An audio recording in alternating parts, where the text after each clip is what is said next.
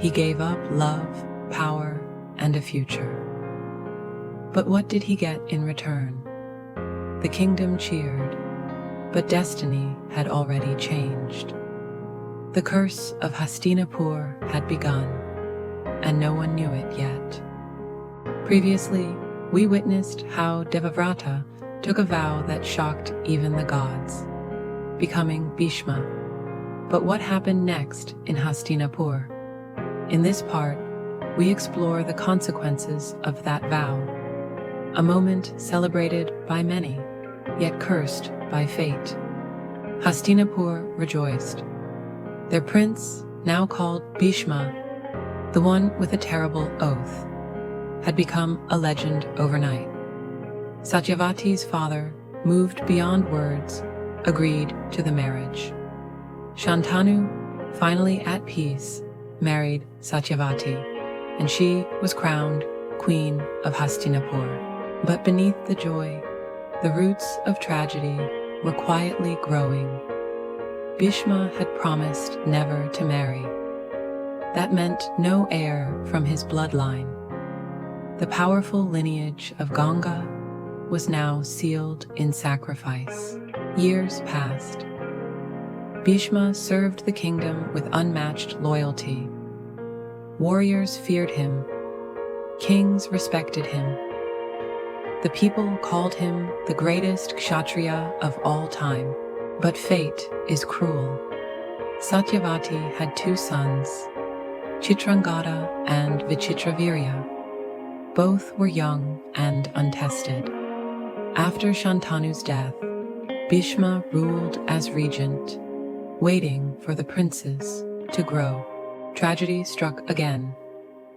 Chitrangada, the elder, was slain in battle by a Gandharva of the same name. A cosmic joke that left Hastinapur shaken. Now only Vichitravirya remained, young, weak, and unprepared. Hastinapur needed queens.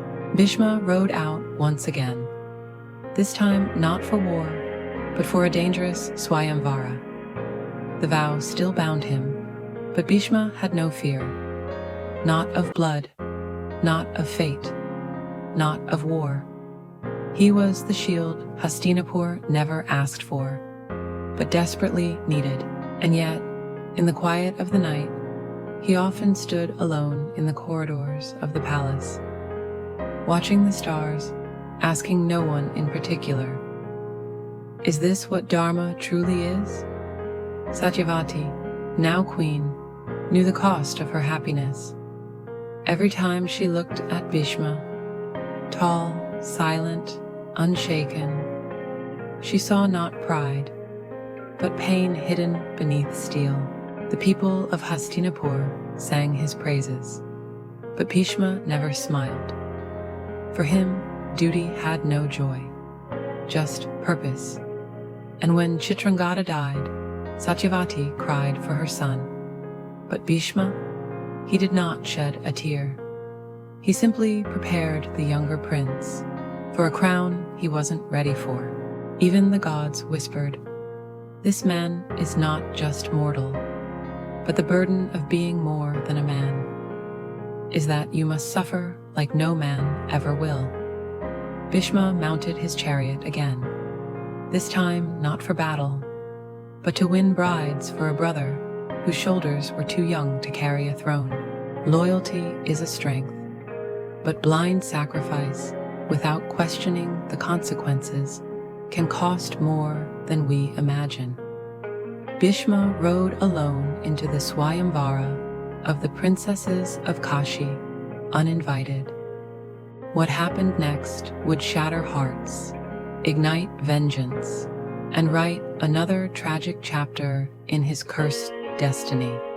In the next part, witness the firestorm of love, rejection, and rage as Bhishma faces Amba.